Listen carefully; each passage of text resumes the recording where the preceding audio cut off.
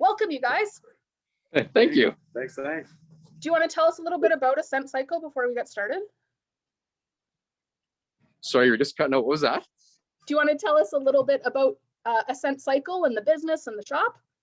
Yeah, so we're basically the only bike-specific shop in Lethbridge.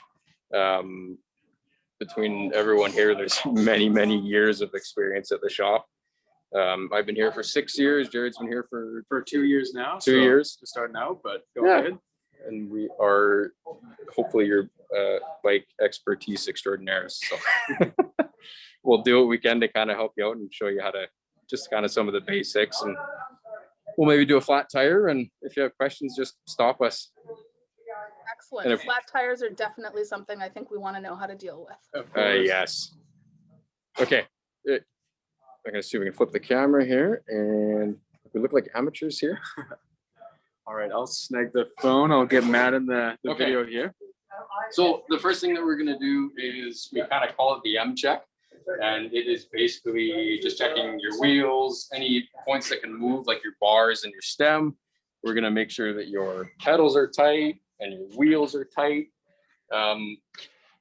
Just get into it and just yell if you have questions, and or if we're going too fast, slow us down.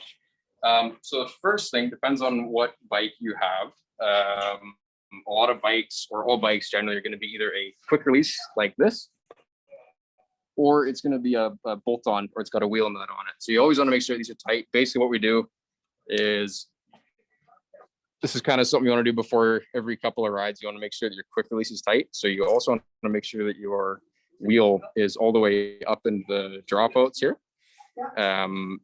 One of the biggest things that we see is with the quick releases, a lot of people will just tighten them like this.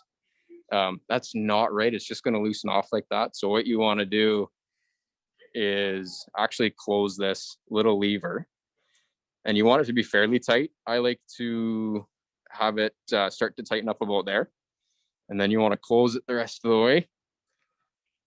That way you've got your wheel locked in. It's not going to loosen up on you.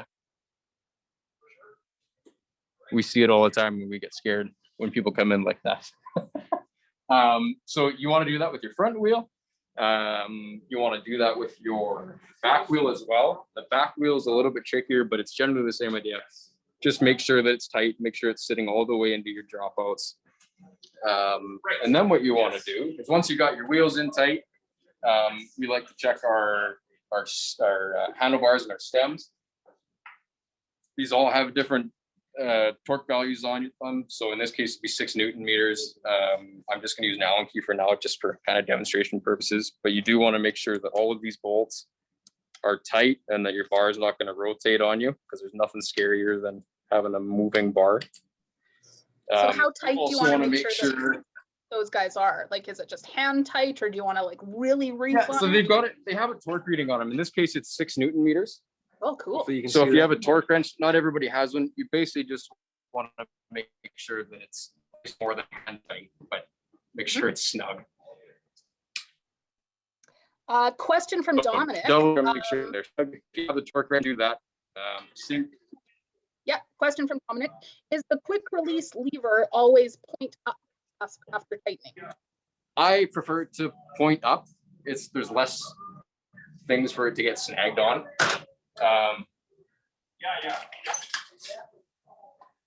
You basically, when you tighten it, make sure that you're not tightening it.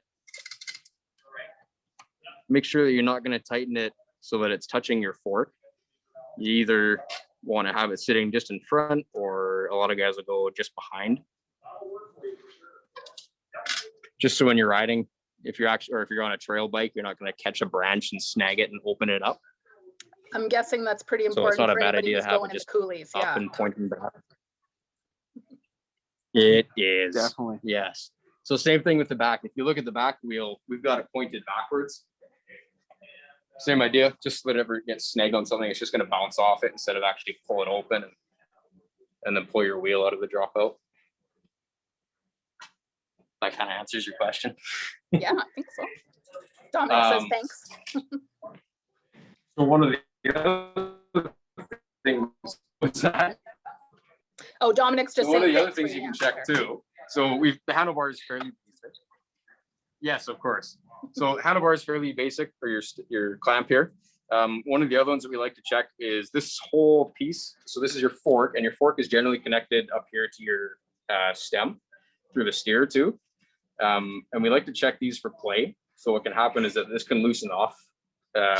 Basically, if you look up here, this little bolt here is what's kind of keeping all the bearings compressed. So we always want to check that every once in a while just to make sure it's not loosening off. To do that, it's kind of a two-part process.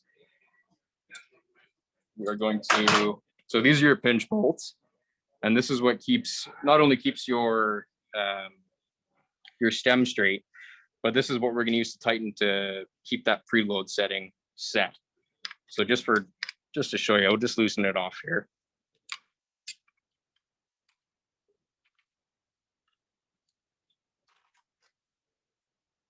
So this is your top screw. What would happen is if you happen to just kind of bounce the front end of the bike, you'd feel a bit of a clunk. But if you look up here, you can see that this is moving, and you don't want that to move. So you basically are going to tighten it up just until all that play is gone. Just a little bit. And then we're going to use these, and we want to make sure that our stem is parallel with our bar, or sorry, parallel with our wheel. Something like that. And then you're going to tighten your pinch bolts back up. And again, it's got a torque reading here. So if you have a torque wrench, absolutely use that. Hopefully you can see that, but it does say 6 Newton meters as well. So we'll tighten that up.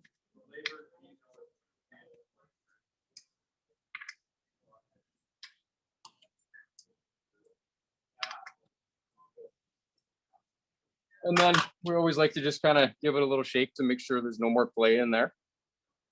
And then also, even if you're using a torque wrench, we want to make sure that this is tight enough so that your stem isn't moving when you're riding. So you want to give it a good shake, a good wobble. That kind of covers that. Questions about that at all? No, actually, we are good for stem tightening. Perfect. I think we're all good. Good. Okay. So the next area that we want to check, like I said, we kind of call it the M check. So we're going to go from front wheel to the stem. We've kind of skipped over and done the rear wheel. Now we're going to check just our crank bolt here. So this is a bearing that's going through your frame here, and we want to make sure that this bolt and the bolts on the other side are tight. Those are keeping your cranks connected to your bike. This is something that we see come loose every once in a while, and you want to really make sure they're tight because you don't want it to come off while you're riding. So this is different for every bike. In this case, we're going to use just an 8mm Allen key, and I just want to make sure that these are very, very snug.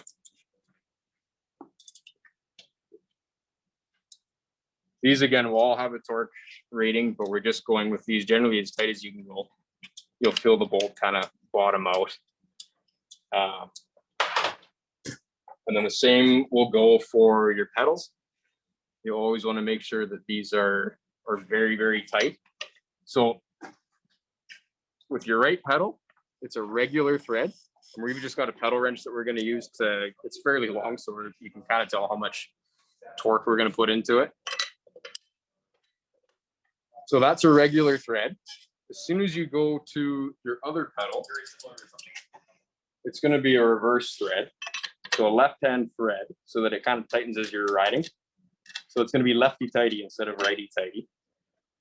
If you're ever changing pedals on your own, always make sure you've got the right-hand pedal going into the right crank. And it's basically rider's right. So if you're on the bike, this is the right side, this is the left. Sometimes the pedal will say, it'll have right out of the box, it'll say right. And the other side will have an L for left. Make sure that those are going into the right side. Question from the audience. What can we use if we don't have a pedal wrench? So it's usually a 15mm wrench. If you have one of those, sometimes it'll fit in here. They are a little bit skinny, so sometimes you need a smaller wrench. Yeah, it looks like it'd be a very tight little fit there. It is. If you don't have one, come bug us. We're fairly friendly. So We can get them on and off for you. Sure. Next thing you want to check, you just pull this out, is some bikes are going to have, they all have a clamp here. In this case, we've got a bolt. Some of these are a quick release like the wheel, and it's kind of the same idea with the wheel. You want to make sure that it's actually closed. Or in this case, we're just going to double check on this just to make sure that your seat post isn't going to slide down or rotate back and forth while you're riding. And then the other thing you want to check is just there's a couple bolts up here, or yours might just have one. We just want to make sure that those are snug as well. Again, so that when you're riding, you don't have the saddle falling forward or back on you. Like that. You can kind of always check the level. Everyone's going to ride it differently. We like to have ours fairly flat or parallel with the ground. While you're talking about saddles and seats and that kind of stuff, what do you guys recommend in terms of where people are setting their saddles in terms of like how tall they are? That's one thing I feel like I see a lot with people riding around Lethbridge, and I always want to like stop them and be like, put your seat higher, you'll get more push. So kind of the way that we generally like to set up the seat height is if you're sitting on the bike or if you're just pedaling it around, when your foot's at the bottom of the pedal stroke, you want to have a slight bend in your knee. So this is going to be way too tall for me. Do you want to trade or? Let's see. Okay. We'll go extra low just for a minute. So right now, I've got a fairly large bend in my knee, which is going to be too much. So you basically want, if you're able to lock kind of your leg out in a comfortable position, that's kind of how you want it, but you don't want to be, that's only if you're pushing on it. We're just adding extra confusion here. I like to kind of try and line mine up with the top of my hip, I guess.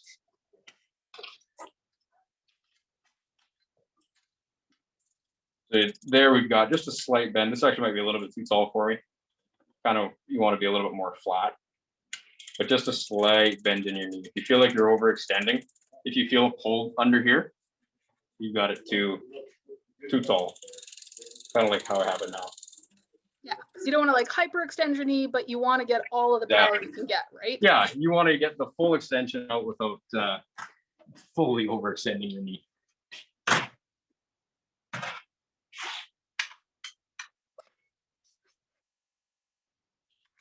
The other thing too is if you look, actually, if you come over on this side, so that's what you do with your seat height. There's also on your rails, not every saddle is going to have this, but most of them do.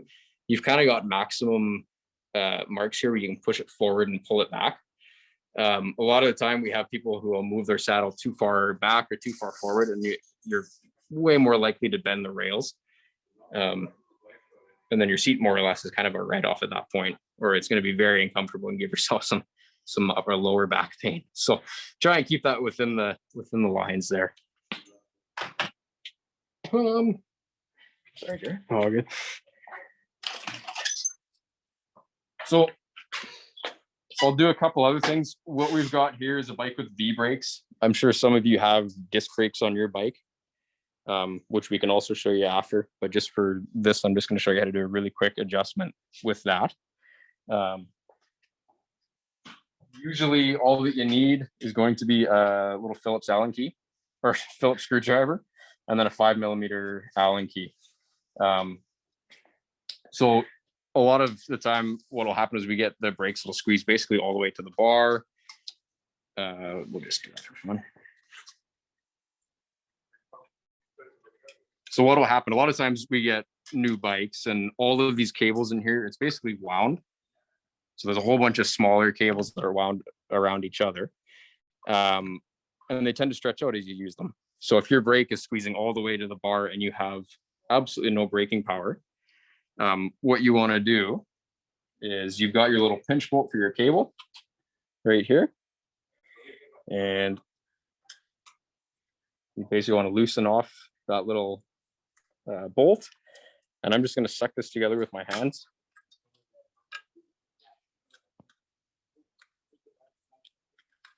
Hang on just a second.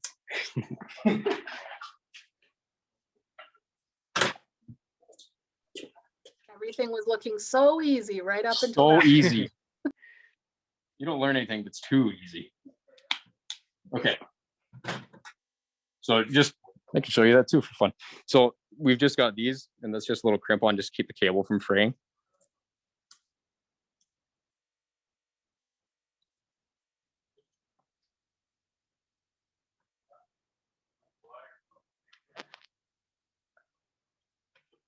Okay, so we're going to connect that. This is called a V-brick noodle, and this is the little cradle for it. You just want to make sure that that's installed there. We'll show you how to do this again when we do a flat repair. But you are basically going to tighten all that together.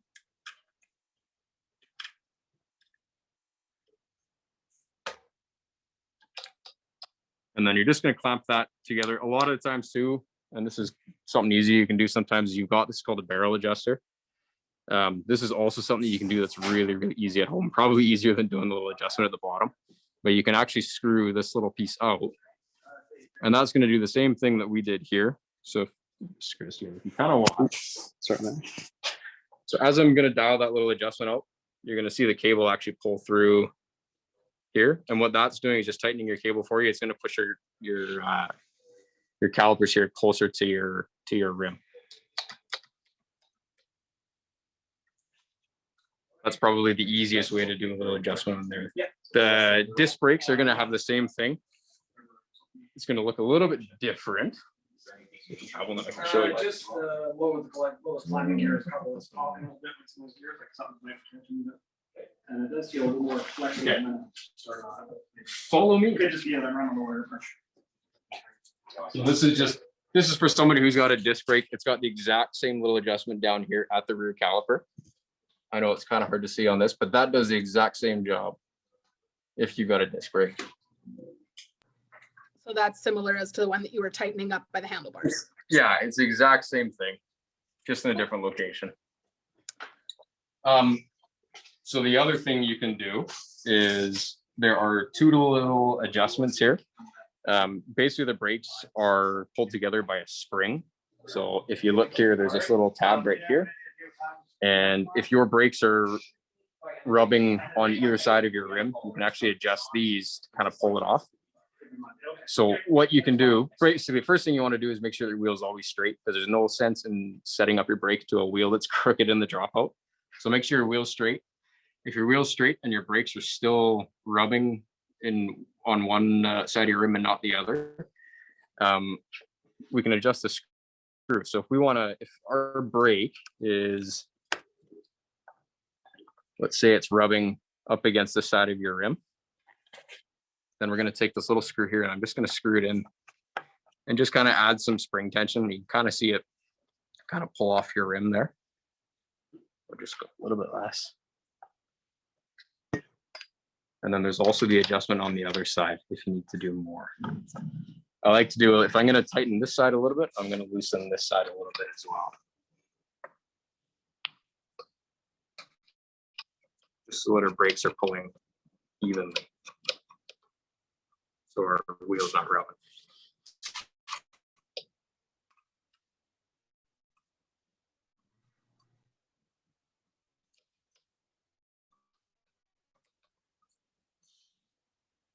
Something like that.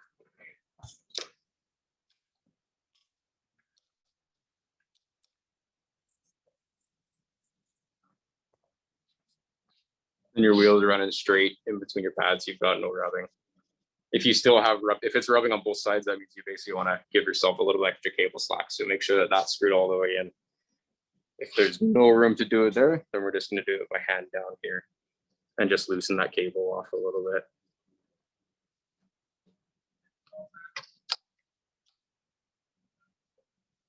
Same thing with the back brake. We won't do it again, but you can kind of, same idea. You got your screws here.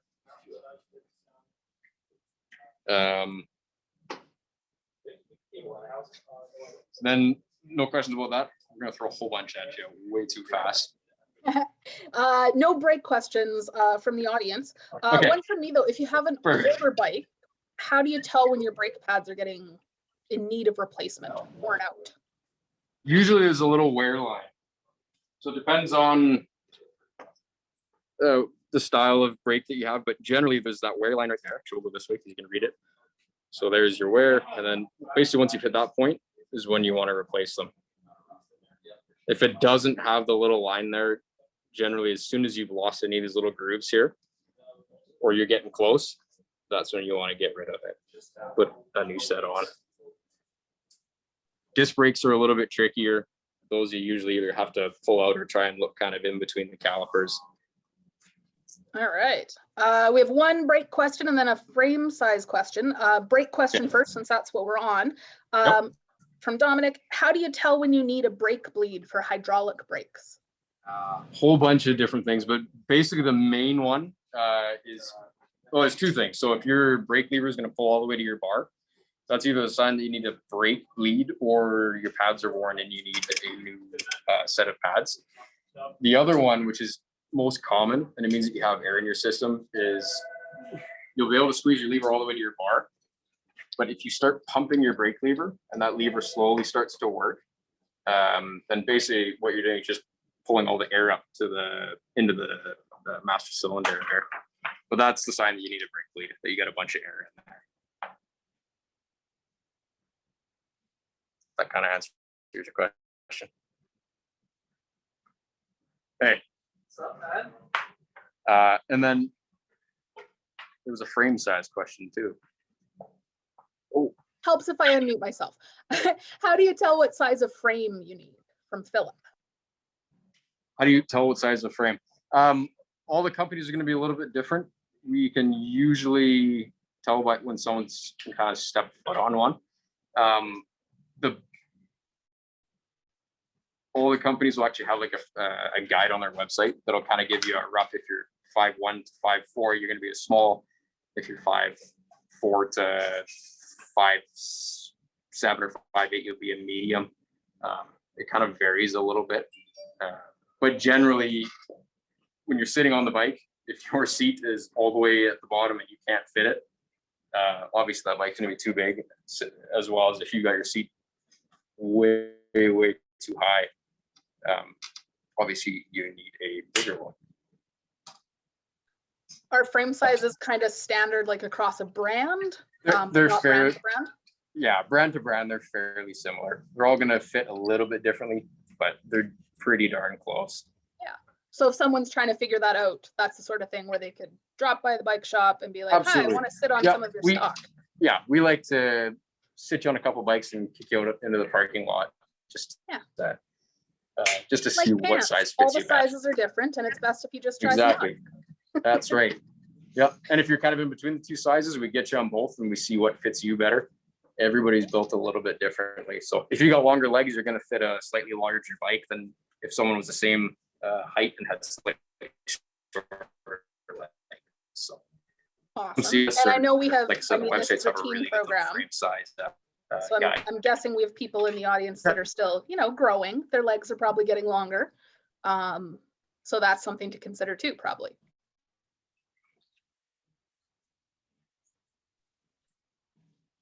Did you catch that? I know. Sorry, you're just cutting out a little bit. Oh, sorry. I was just saying that it being a teen program, we might have some people in the audience who are still getting taller. And so that might be something to keep in mind too. Yeah, absolutely. And that's with younger kids and even into your teen years, sometimes you're trying to squeeze into just a slightly bigger size, which makes sense. You don't want to get into a size that's so big that you have no fun riding it now. There is no fun in that. It's not comfortable. But yeah, there's all kinds of different things that you can do too to kind of manipulate the bike. Obviously, we talked about the saddle that you can slide back and forth. There's also things that you can do. You can put a shorter stem on your bike. If you're stretched out too far, you can adjust that. You can change you can get different angles of stems because every person's different. We can shorten the bars. There's all kinds of stuff you can do to kind of tweak it to your fit. I guess if there's no other questions about the bike specifically, then we can maybe do a flat repair. If that works. I think there are a few more questions. Is there?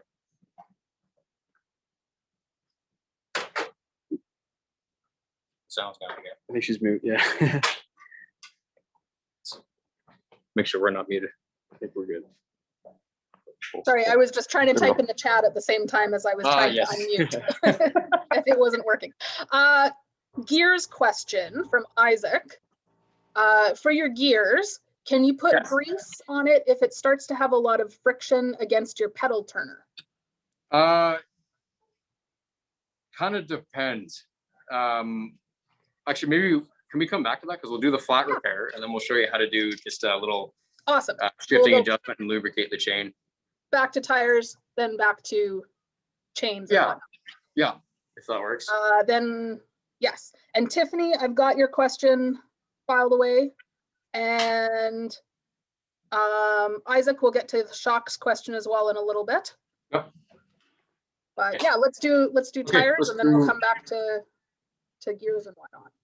Okay, we're gonna switch. Jared's gonna do the flat repair. Hey everyone, how's it going? All right, so I'm going to show you how to do a flat repair on a bicycle. So if your tube, so what's inside the tire here is flat. This one's obviously full, but if you can press down and you're riding and it goes right to the rim here, you might need to replace your tube. So on something with the V brakes, just like this, we are going to have to undo the brake. So they are adjusted, but because of this little noodle and the holder here, if we just push the brake pads together, pull the noodle back, it'll come apart. That'll give you lots of space for the tire on both sides to come out of the frame. Makes it nice and easy. Then from there, we're going to go back to that quick release. So instead of tightening it, we're going to go loosen it. So we're going to pull this back, loosen it off, and then the wheel is going to come right out for us. Perfect. Now we're going to simulate a flat tire. So I'm just going to quick let all the air out here. Actually, we'll show you this too. So there's two different types of valves. This one is what they call a Presta valve. So it's a little bit different than probably what you guys are used to. So it has a little lock on it here. So in order to get, so when the lock is down, you can't actually get the air in or out. It's like a locking mechanism. So if you turn this little end piece, it opens up the valve there, and then the air can come in.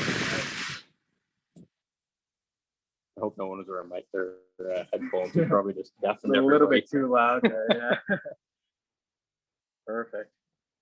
So if you look at the bottom, this would be what a flat tire looks like. There's no air, you're running on the rim, not a fun time. So what we first want to do is break the bead. So we want to pull the tire to the inside of the rim there. You can see the rim tape. You just want to get it all the way around, pushing it in. And then we're going to flip, once we get back to the valve, we're going to flip the tire around, do the same thing on the other side. Make sure the tire is right in the center there, then back to the valve. Now, the easiest way to take off a tire is going to be with this thing right here. It's called a tire lever. They're made out of plastic, so it's not going to damage your rim or your tire there. Has a nice little lip on it, so it'll get right on the tire, be able to pull it out easy. So what you want to do to take off the tire is make sure you want to dig the tire lever in like this, just on the one side, pull down towards the spokes, and then you want to go to either side, and the tire will come out nice and easy. Same thing on the other side. We want to dig it in just on the one side, pull it down, and then go all the way around. At this point, the tire is going to be fully off the rim. So now we can, with these Presta valves as well, there's actually a little lock ring at the end. So we're going to twist that off. And then we just pull up, and the tire is off just like that. So, because that's the inner tube, just a light plastic or light rubber piece. This is what fills with air, and then this is what gives you the traction. So this is the tire, and this is the tube. So when putting it back in, we have an air compressor, but a lot of you will just have the hand pumps, same kind of thing. You just want to make sure that the valve is all the way loosened off, air can go inside. We should also mention we like to replace the entire tube if you get a hole. You can get patch kits. It's kind of like a Band-Aid. So if you're on the side of the trail and all you have is a patch, you can do that. They don't always hold as well. So then if we're in the shop, we like to replace the entire tube. Perfect. Sorry. Yeah. So no, it's all good. So yeah, in this instance, we will be replacing the whole tube. So yeah, you grab your tube, you fill it up with a little bit of air, and then you want to try and fit it right back in the tire. One technique that we use here at the shop is we want to try and line up the valve to where the logo is on the tire. Just makes everything look nice and clean. And then you want to run that tube inside the tire. Make sure it fits really, really nice. Another good thing about these tires here is they will have a reading. So a lot of them will say 26 by, or sorry, this one says 700 by 35C. So the tire or the wheel size is going to be 700, and the thickness or the width of the tire here is going to be a 35C. A lot of you will see, 26 by say 2.0, 27.5 by 2.0, or 29 by 2.0. Again, there's lots of different sizes, but if you do see any of those numbers, or they could be something else as well, that's kind of where it's written. So now we're going to go back and try and put the tire on the rim. So you want to make sure a lot of these tires, they have tread going one way. Let's see if this one has a arrow. Yeah, so the tire also has a direction logo there. So that means when your tire is spinning, you want the tread to go this way. So we're going to install it, put this back right through the valve hole there. Feed the valve through. That lock ring that we were talking about earlier, we want to thread that back on. And this can just be hand tight. You don't have to go crazy with it. Nice and on there. And then we'll take the tire lever again. And instead of trying to take the tire off, we're going to try and put the tire back on. So you want to put this little lip right in the tire there and just feed it all the way around, doing one side at a time. There we go. We got the one side in the middle, the other side still off. Now we're going to try and do the other side here. So, and when we're doing this, we want to make sure that the tube is nice and inside the tire. So if you can see the tube, just like over here, you might get a pinch flat, which is when the tube inside gets caught on the rim, and then it'll put a puncture in your brand new tube, which no one wants. Never fun. So you want to make sure that the tube is nice tucked up in there, and then you want to spin it. Oops. Get that tire lever in there, go all the way along. The end part might be a little bit trickier. You might have a little piece kind of sticking out. So you could try and just keep on going, or you can kind of help move it along, get that all seated. Once you think you have the whole thing done, you just want to inspect around the whole wheel on both sides. Make sure that there aren't any, you can't see the tube. Everything is nice and connected. This one looks to be in good shape. So now we're going to grab our air. Again, most of you guys will have the tire pump, either a floor one or a hand pump if you're on the trail. We're going to use the compressor for speed purposes, but do the exact same thing. Again, you want to make sure that that valve is open. Air can escape and enter. And then we will see it inflate. We also have, hang on, I'm just going to grab an adapter. Of course.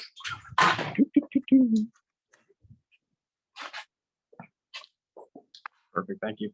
So if you just have a regular, I guess, like car tire pump or a bike pump with just one kind of valve, we also have these adapters here. So they act like a Schrader valve, which is the car tire style. So what you want to do is you want to, again, loosen this end piece off so the air can come in and come out. You want to put this on top, thread it on. nice and easy until it stops. Again, just hand tight. Don't have to go crazy with it. And then you can grab your pump again. We're gonna switch it to the Schrader side, and it'll go on there nice and easy. And you can add air just like a normal valve. To take it off, you just want to unthread it.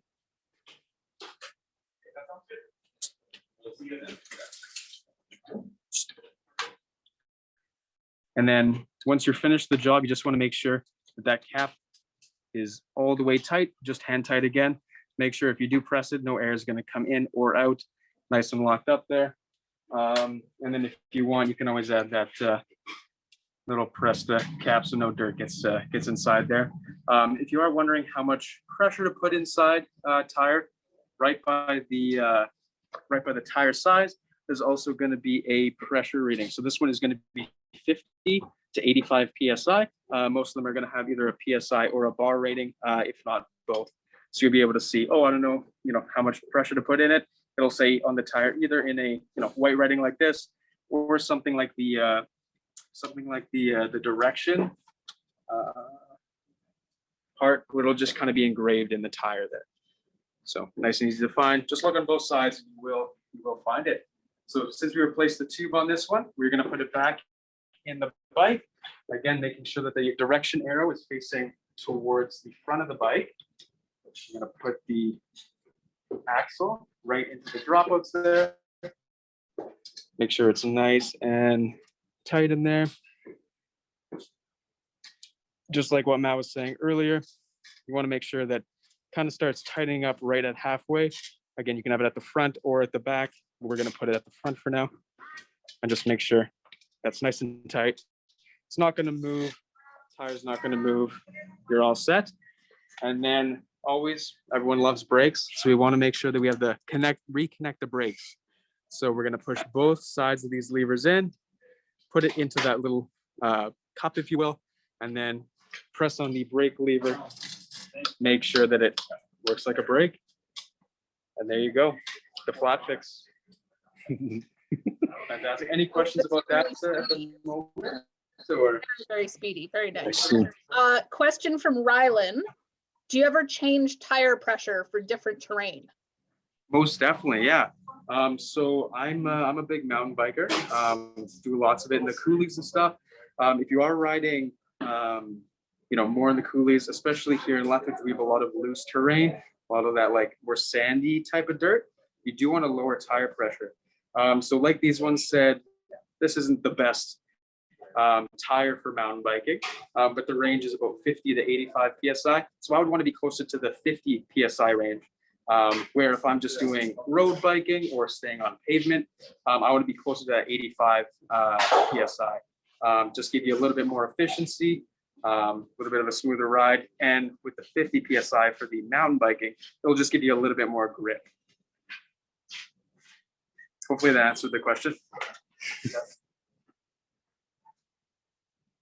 Flip it. Okay, Sweet. I can see both. Perfect. All right. So we can do the chain lube and Yes. the gear adjustment. Sure. Yeah. Okay. Sounds good. If you want to. Yeah. Any other questions at the moment? In regards to the tires. Ooh, the benefit of Oh, tubeless. nice. I see that. So For people who have shocks on their bikes, do you want to talk about that now or later? sure, we can talk about it now anyways. Sure. Yeah. So questions. Do you grease shocks so they work better? Depends on the shocks. Some of them, depending on the quality, have a very, very light grease inside. We use something that's called SRAM butter, and that actually just goes on a coil. If it's a higher end fork, then it's going to have oil in it, and maybe a little bit of grease. Just it depends on the bike. You generally, what'll happen is, I'm going to see if I can find a bike that's we'll just use this one for example. So basically, in this case, yeah, sure, yeah, Make this a little bit easier for him. yeah. All right. So you can put a little bit here and then clean it up immediately. So if you put a little bit on here, just compress your fork and then wipe all the excess off. Really, what where you want all the grease and the oil is obviously it's going to be underneath this seal. And the only way to get it in there is to basically pull it apart, and then we can actually properly grease it. If you grease up here and you don't clean it off, all that it's going to do is the dirt's going to stick to it. And then you're just going to wear the seal out faster. That kind of answers your question. But yes, bikes definitely, the suspension needs some oil or some grease usually.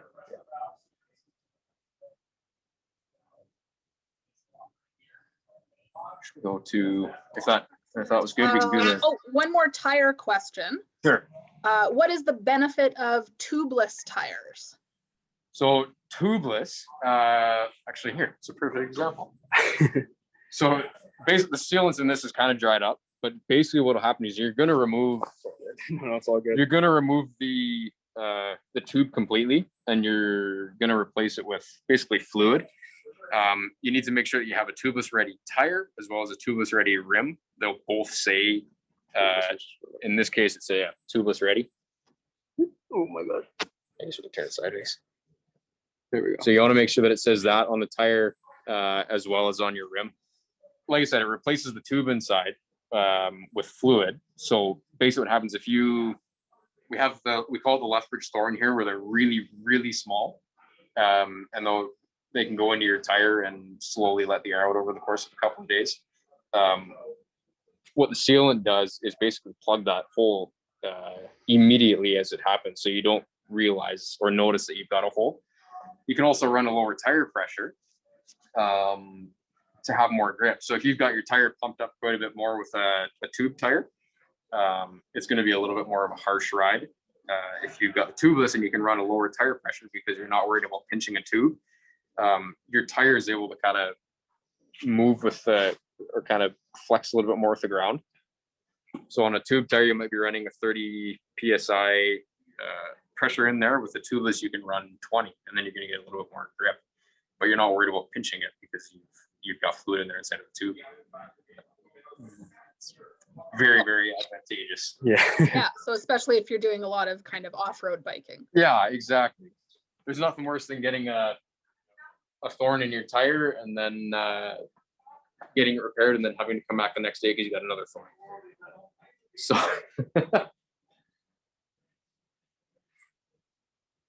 Just rolling back through questions. I think Yep. we've caught up. Oh, there was one earlier from Tiffany. I'm not sure what it was about, but what if you have a BMX bike? Same sort of thing or not quite in terms of what you need to check? exactly the same. Make sure that your wheels are tight. So we kind of almost call it the basketball check on a BMX bike because they get ridden a lot harder, the skate parks and the dirt jumps. You can basically just drop the front end of the bike or the back end of the bike, and it should sound like a basketball. There should be nothing rattling. You always want to check your. Here, we'll just quick use this as a demonstration. So same idea as this. This is where we come in with like they've got the wheel nuts on here. So you want to make sure that all this is tight. If these are tight, we like to give the wheels a bit of a shake and make sure there's no play actually in the hub itself. If there is, that's when you can come see us. We can adjust it, or we can kind of, if you come by the shop, we can kind of show you how to do it. Same with, it's all the same. Check your cranks, make sure that there's no play in there. Back wheel, make sure there's no play. Make sure you don't have a flat tire. Again, check all your handlebars and your stem bolts, especially make sure that these are tight on a BMX bike. You're generally landing a lot more harshly on it, so they're a little bit more likely to move or twist. You don't want that when you're coming down off the jump. Awesome, thank you. Do just chain move? Sure, yeah. We'll do that, and then we can do a little gear adjustment while we're at it. Sounds good. All right, so when looking at the chain, the first thing you want to do before you do any, I guess, any big rides or any adjustments to the chain is you want to make sure that it's smooth. All of us here at the shop, we like to use the Muck-Off dry lube.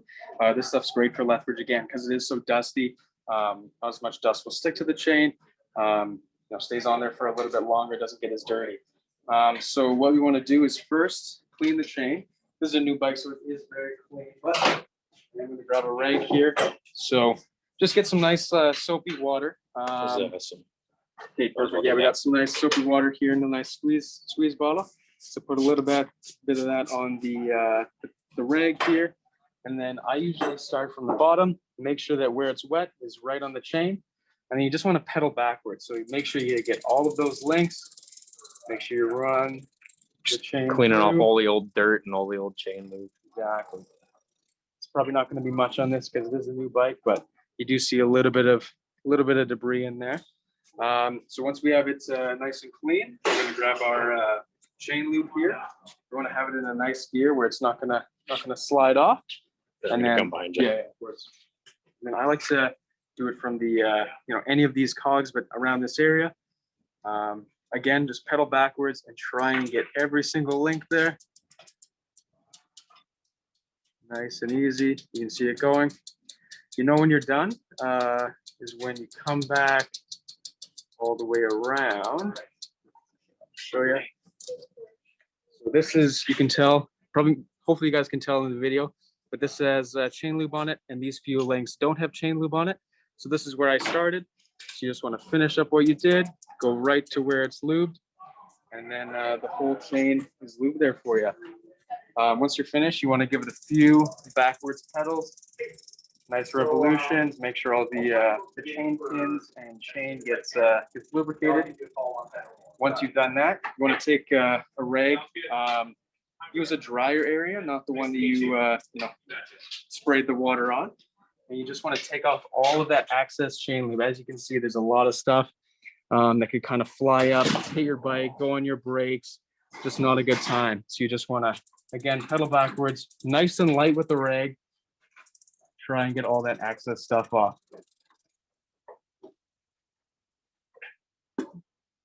Perfect. Any questions about the chain lubricant? Yes. Nothing that's come through so Nothing. far. Okay, Okay. perfect. Fantastic. Yeah, So now, You want to do that every couple of rides. that was going to be It'll my kind next of, question. yeah, it'll help prolong the life of your drivetrain and keep the rust off.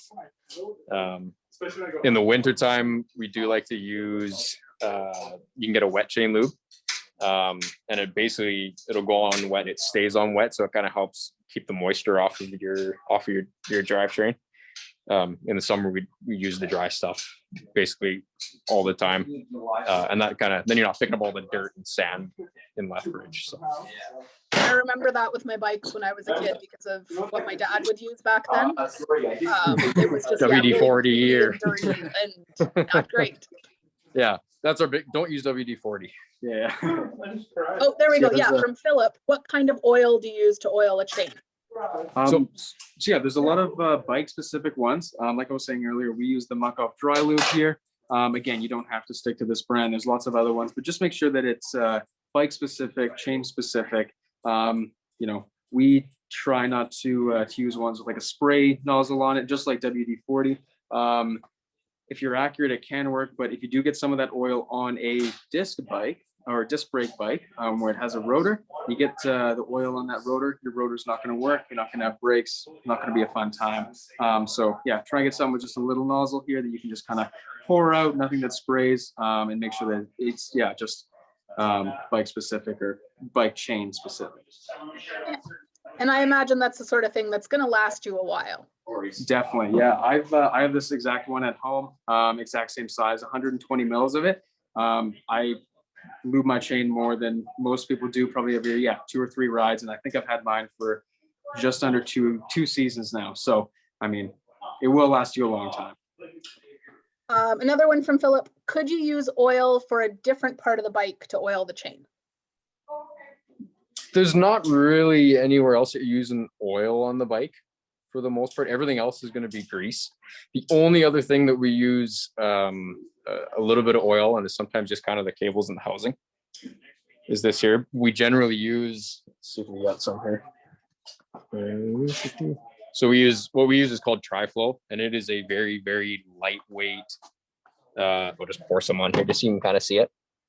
But it's just clear. It's very lightweight and very runny compared to the chain lube. So this stuff's a little bit thicker. That's what you want on your chain, so it kind of sticks on a little bit more.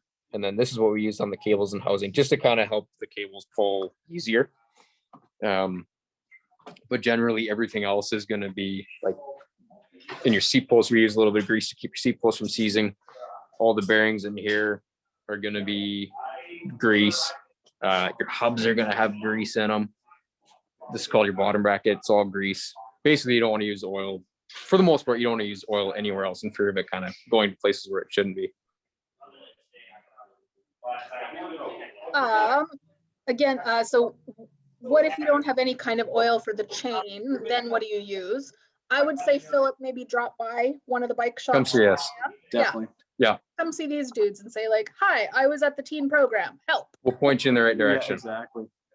Awesome. From Tiffany, what do you do if your bike cracks in the sprocket? If there's cracks in the sprocket, like right here. That's all I've got for a question. that's it. If there's a crack there, you generally want to replace it. If she means back here, kind of the same idea. It's the part that you want to replace. But you can also, like, basically that just means that your drivetrain's worn out. You also can kind of look at your chain and make sure that there's no stress fractures. A lot of the times we'll see them kind of where this pin is, and you'll see little fractures on the outside. Again, that just means it's time to replace it. There's not much you can do to repair it aside from replace. Yeah, because you want things to be pretty sturdy on your Yeah, bike. you don't want something snapping while you're going up whoop up or going down whoop up. Tiffany, does that answer your question? And Philip, all of your questions about chains and oil and stuff? If you have follow-ups, drop them in the chat. Yep, definitely. Sweet. All right, Tiffany says that does answer, so excellent. Perfect. Awesome. Is there any other questions? Anything else that we can show you? Oh, there's more. On my brake levers, there's an H and an L. Is that high-low? Is that something else? On your brake levers. I know, so on your, I'm not entirely sure what that would be on the brake lever itself, but there is a high and a low on, this is going to be really hard to see with a flashlight. I believe so. So this is, we didn't really kind of go over the shifting because it can be a little bit confusing, but we can kind of give you a quick little, we might go off topic here, but the only high and a low, there's going to be two adjustments here on a derailleur. And that's basically adjusting your limits for how far your derailleur can shift this way, or this would be your low gear here into the spokes. I'm not entirely sure, so maybe you can explain the brake one to me. And I feel like that might be a drop-by question. Yeah, possibly. Yeah. If you guys, if any of you audience people have like really specific to your own bike type questions, drop by the shop. Yeah. And bring the bike. Yes. Yeah. Hard to do things with a Zoom. This is the sort of program where in past years, we've actually had you guys come to the Crossings branch on the west side and people actually bring their bikes, which was awesome. Sadly, COVID times, we have moved virtual. But yeah, drop by the shop with your bike if you have those types of questions. From Paul, what do you have? What do you do if you have a rusty bike chain? Most of the time you need to replace it. If it's just surface rust, then you can do what Jared did, take a cloth and wipe it off and then put some fresh lube on it. Yeah, exactly. If it's, you can use a degreaser. That kind of really helps pull some of it off. If it's, if you've got stiff links, like if none of these are moving freely, then you just need to get a new one. Cool. From Dominic, is there a benefit to slip-on grips or lock-on? So the lock-on, the benefit is that they won't spin. So there's generally either a lock-on clamp here, or there's one on both sides, and that just kind of helps keep it from spinning. As they kind of get used or they warm up, then they can start to rotate on the bar, just the slide-on ones. So the lock-on ones are probably they're a little bit better. Oh, sure. Rylan says he's going to drop on. Here's an example of a lock-on. Oh, go ahead. Rylan's just saying he's going to drop in about that H and L thing. Yes, that sounds good. Yeah, sounds good. And then, yeah, just going back to the grip question. So I guess these are two types of grip. This is where the slip-on grip is, so there's no lock or anything. Just a piece of rubber, a nice grip tool. Just kind of slide on. You might need some help with some compressed air to get it on. These ones, like Matt was saying, over time, they do kind of wear out on the inside, get a little bit loose, so they can start to spin on you. Especially if you're doing some mountain biking, you don't want your grip to be going like this where you're trying to hold on, which is where nice lock-on grips help a lot. This one has 2 bolts, one on each side here, and it just helps hold this grip onto the handlebar. So even if you do have the same grip on for a long time, it's not going to move on you. It's going to stay pretty sturdy. So. Charge for one tire, charge for 2. All right, question from Philip. Do you guys do repairs and tune-ups? I think I can answer that, and it's a yes. You guys Definitely. do that. Yeah, we definitely do that. Call us at the shop and then we can kind of get an appointment booked for you. Yeah, what's the best right now with limits and things like that? What's the best way of, I guess, like in the old days, I would say just drop by, but do you prefer people to call before they come in? Call us. Yeah, it's quite busy right now with everything that's going on. So call us and then we can book you a time that you can come drop the bike off. And then we can figure out exactly what you need. Excellent. From Tiffany, who had the question about the cracks in the pocket, I think before. When I pedal, it makes a snapping sound. So that sounds like something you want to get fixed. Yeah, come see us. Yeah. Could be a number of different things. So don't want to, we could point you in 100 different directions. So bring it by. We can let you know if it's something easy. We can do it relatively soon. If not, we'll have to book you in. But we'll be able to kind of walk you through it. And I'll drop the shop phone number and email into the chat so people can grab it awesome. from there. And I think, are you guys, remind me, you're ascentcycle.com? AscentCycle@gmail.com. Ascentcycle@gmail.com. Yeah. Or AscentCycle.com. And where are you located? So you guys are at 3rd Ave and which 330 18th Street South. 330 18th We're Street the South. bright orange building just off of 3rd. Yeah. So if any of you go to CCH, Catholic Central High East Campus, they're kind of closer to 3rd Avenue across the field. Yeah. From Rylan, what do you guys carry in your bike bag when you're out on trails? What would you say?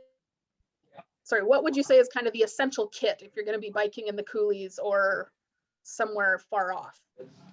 Well, I usually go riding with Jared. He carries everything for me. Definitely. I usually carry a tire lever, which is kind of what we showed you earlier, just to help you take off the tube.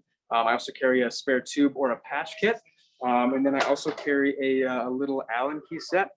Obviously, a lot of these are different. You can get a whole bunch of different things. It's like a Swiss Army knife, but more bike specific. So in this one, you're given all your main Allen keys. I think a 2mm all the way up to a 6mm. You're given a few screwdrivers, Phillips and flathead, and some of them even come with a chain breaker as well. So if say you do have a older chain or you are getting that cracking by the chain pins like Matt was talking about earlier, if one of your links breaks, you can kind of shorten your chain, put a new link in, and you'll be all set to at least finish your ride. Because it usually happens when you're the furthest away from your car, furthest away from your house, and it's going to be a long walk back. So always make sure you carry something like this, tire lever, and a tube or patch kit as well. Awesome. I think we've caught all of the questions. We'll see if any other ones come through. One of the ones, again, just from like being around and watching people in the city biking, I said, like saddle height, that's something where I'm like, raise your saddle, you'll go faster. Yep, I see it a lot too.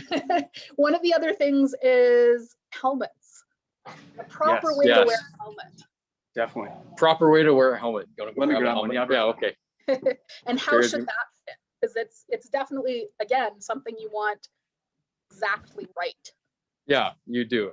A lot of times you see helmets that are sitting way too far, and Jared will do a demonstration, but they're usually way too far back, or they're way too far forward, or they're sitting way too high. You just have to accept that it's gonna make your hair be doofy. That's right. Yeah. That's okay. You can fix the hair. Yeah. But you can't fix your head. So exactly. Where embrace French braiding if you have long hair. That's always been my thing when I'm biking. keeps it out of your face, but doesn't make the helmet fit weird. Yeah. All right, so we got a fairly generic mountain bike helmet here. You're given the nice shell, kind of like a foam inside, and then also an adjustable piece right at the back here. Just a twist knob so you can tighten it and loosen it depending on the size of your head. These ones are all universal, so they'll fit all the way from like an extra small head to a large or extra large head. Let's go outside where it's quiet. We're just gonna go outside where it's quiet. You guys are definitely busy this season. Okay, sweet. So, yes, this is the helmet here. So in order to put on the helmet correctly, you want to make sure that when you put it on, right now, it's way too loose. I can move it around. If I move my head up and down, it's going to move around. So you want to make sure that that adjustment piece is nice and tight. There, so that when I move my head, it's not going anywhere, stays nice and firm on my head. So it's almost staying in place without even worrying about the chin strap. Yes, Exactly. exactly. I can go down, stays on, not even clipped in yet. Again, always clip in, of course, but yeah, so once you have the helmet on, you want to make sure that, yeah, if it does have a visor, visor's pointing forward. We do see a few people, have their helmet on backwards. It kind of defeats the purpose of it a little bit. These guys are specifically built to be one way, just for different pressure points and stuff. And then with the clip, you want to make sure that it's all nice and tight. This one actually fits really nice on me, kind of like 2 fingers at the bottom. It's not going to slide up on my chin. If you do want to adjust it, there is a little pull knob here. So if you want it tighter, just pull, it'll go out. If you want it looser, just pull the other side and it'll go loose for you. So you want to make sure that your the clamp here is nice and tight enough that it's not going to fall off, but not too tight that it's choking you. And then you want to make sure that the back piece here is going to be nice and snug, not too tight, but also not too loose either. The other thing that Yes. you want to do, so this one doesn't have it because it's already kind of pre-adjusted. If you have a helmet that has basically 2 separate straps here, you want to make sure that you're basically forming a Y. So this is going to come right below kind of your earlobe. You want to make sure it's not crossing your ear or sitting too far back. It should be even on both sides and generally stop right there. And then your strap is going to go underneath. On both sides. Yeah, that's Awesome. why I'm going to look to it. So, Yeah. Because that keeps it comfortable, and more importantly, it keeps you safe, right? yes, And exactly. make sure you're getting a helmet that fits you comfortably. Definitely. If it doesn't have an adjustment, I know that some of the more BMX style helmets, they might not come with this adjustment. Just make sure that when you do put it on, if it does come with extra foam pieces to kind of shorten that, make sure you do put the correct ones in. Make sure that it fits on nice and snug. And yeah, if you do kind of move your head back and forth, side to side, it's not moving around. It can stay on without the clip. Of course, still clip it in, but make sure that it's nice and snug on there. Excellent. All right, and we'll wrap up with one last, I think, very tricky question from Philip. I have a feeling this will be the toughest Oh. question of the day. How many different boy. brands of bikes are there? Oh my God. Oh my goodness, lots. There's so many that I This can't is like keep when track of people all of ask me how many books are there in the library. them. Exactly. Oh, yeah. Yeah. Same kind of thing. We have a whole bunch here in Canada, and then you go across seas and there's a whole bunch I've never heard of. How many different types do you guys carry? Again, a bunch. We have 4 main ones. So we'll carry Norco, Kona, Da Vinci, and Cannondale. Those are the ones that we mainly have on the floor here. We usually have a big stock of them. This year's been a little bit different just with COVID shortages, supply demand kind of thing. But usually we have a lot of those ones on the floor. If you do want something a little bit more specific, we can actually get a bunch of different bike brands. So if you do see something online, we can either try and get you that exact same one or something that we think is fairly similar to it. So Excellent. Yeah, I feel like that's a question that might not have a definitive answer. Yeah, there's lots. It changes all the time. definitely. Many bike brands. One last helmet question too. Should helmets be replaced if they're dropped accidentally? Usually, yes. So, yeah. It's kind of a one-hit wonder. Like as soon as you've dropped it once, it's going to compress all the foam that's inside. Usually, you want to replace it. So yeah, if you see any cracks on the outside, if any, kind of like divots or anything on the, styrofoam foam kind of stuff on the inside, definitely want to replace it. Or if there's any like big scuffs or anything on the outside. Obviously, if you dropped it on the carpet at home or if you dropped it on some grass, you're probably okay. But if you hit the concrete, yeah, that's usually Bad sign. a bad news. Yeah. And does the foam, I'm again trying to remember with like my helmets when I was younger, like the foam kind of dries out or wears out too after a while, hey? It does, Yeah. yeah. So depending on the manufacturer, it's usually between 3 and 5 years that you want to replace your helmet, just to be safe. Yes, because brains are important. At the library, we believe Yes. brains are important. And I think you guys probably also believe that. Excellent. Well, thank you guys. I think we'll wrap it up here. Philip, again with the tricky questions. How big can bike tires get? I guess it depends on the bike. Hang on, it's cutting out. Just a second.